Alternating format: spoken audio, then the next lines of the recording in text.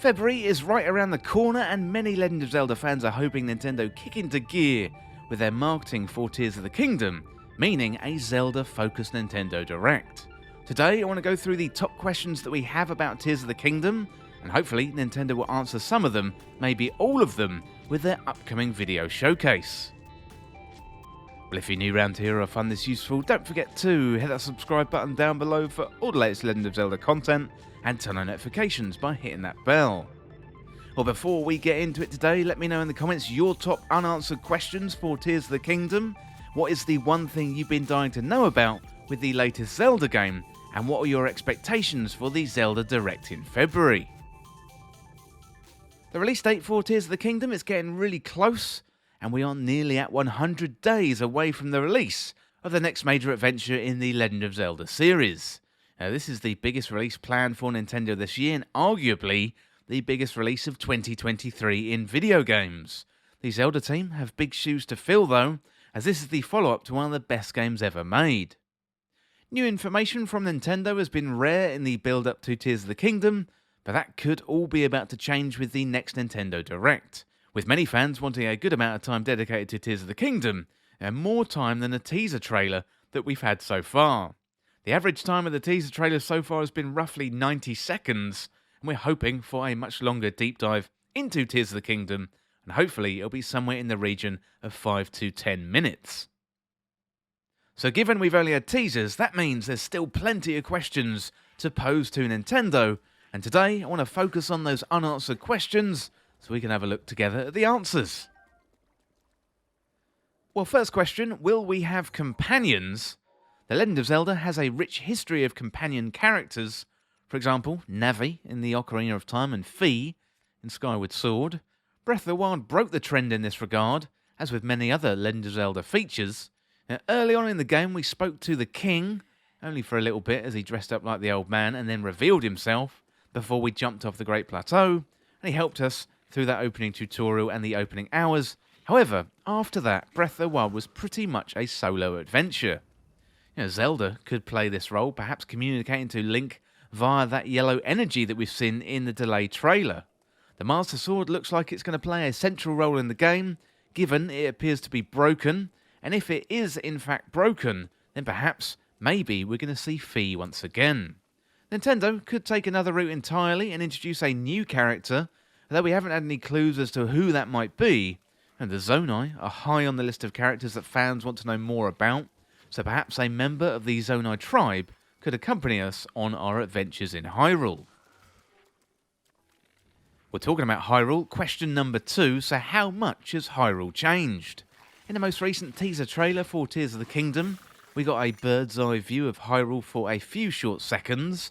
Eagle Eye fans have noted there's no towers, there's no shrines, Death Mountain is looking violent, plus we can see strange etchings on the floor beneath a large winged vehicle that Link lands on. I imagine much of our adventures are going to take place in the Sky Islands, therefore we may not spend too much time on Hyrule itself. However, if Tears of the Kingdom is going to be as freeform as Breath of the Wild, you have to think that Nintendo really want to build on that, then I'd like to see more of Hyrule and how it's changed. So I'd love to see Malice spread out and really physically alter the environment. As much as I loved Hyrule from Breath of the Wild, I really want to be exploring somewhere new. Okay, next question. Will we have collectibles? So in Breath of the Wild, the hunt for Korok seeds was one activity that we could take on during and after we finish the story, and that would keep us entertained. Collectibles are potentially a great part of Tears of the Kingdom and could offer an extended shelf life for the game, and providing players motivation to come back time and time again. One item that we may have to collect are the literal Tears of the Kingdom. So we've seen Link with vials on his hip, indicating we have to collect some kind of liquid, and it does make sense that we have to travel around Hyrule to collect something to put into these vials. Now, I'm really hoping for more collectibles, so the hunt for the Korok seeds was really good, albeit it was a little long-winded. I like shorter treasure hunts personally, and a little bit more variation. It'd be good to have armour and skins as a reward, or perhaps unique weapons that are tied thematically to the location of the hunt. For example, an ice weapon if you've got collectibles in a frozen mountain, or electricity-themed gear if you've got to go hunting in the storm clouds, that kind of thing.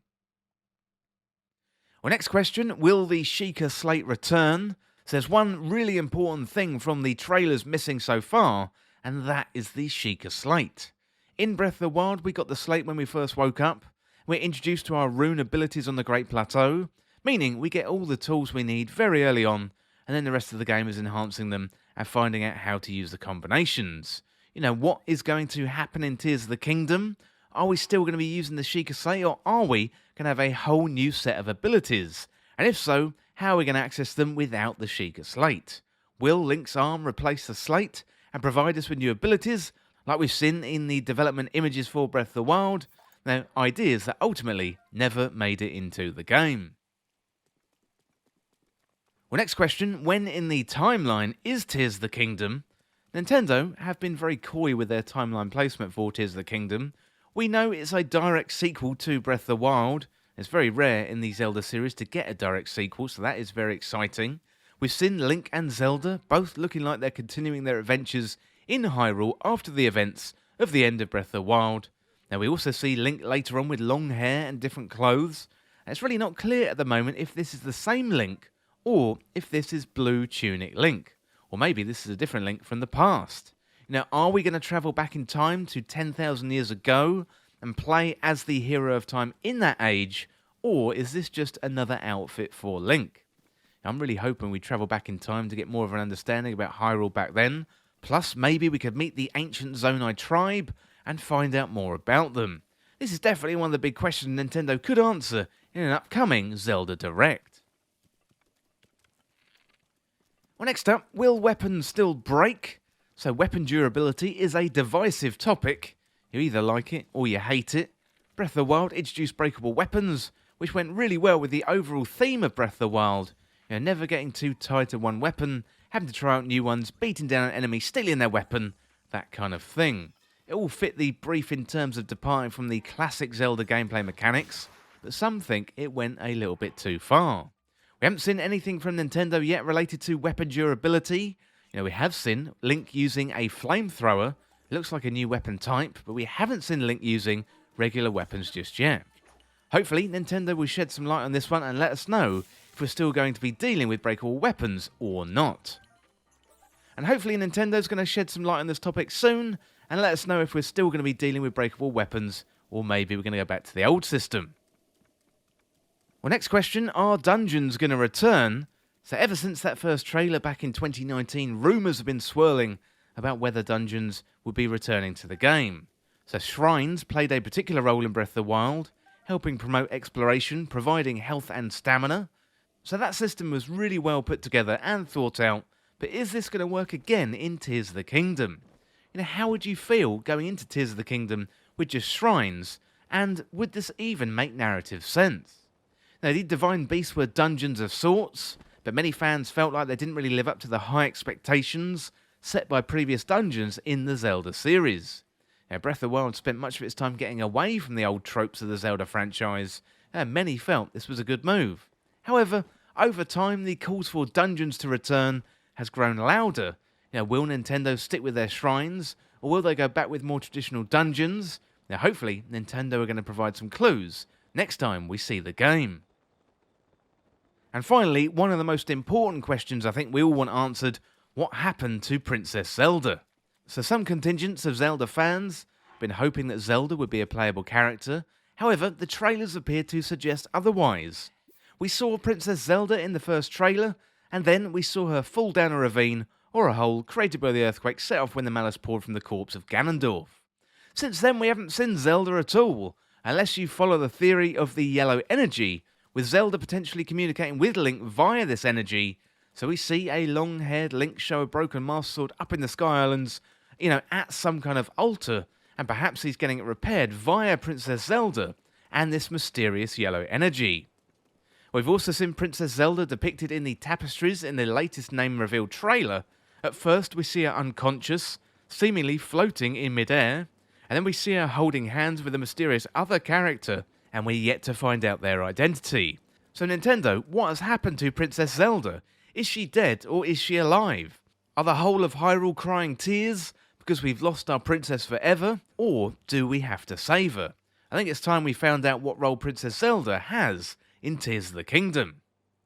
Well, those are some of my top questions that I want answered from Nintendo with their Zelda Direct coming up very, very soon.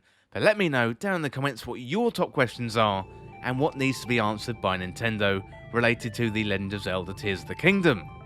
And as always, thank you so much for watching or listening. For more Legend of Zelda content like this, hit that subscribe button down below and subscribe to Triforce Times. Or you can check me out on Twitter at Triforce Times.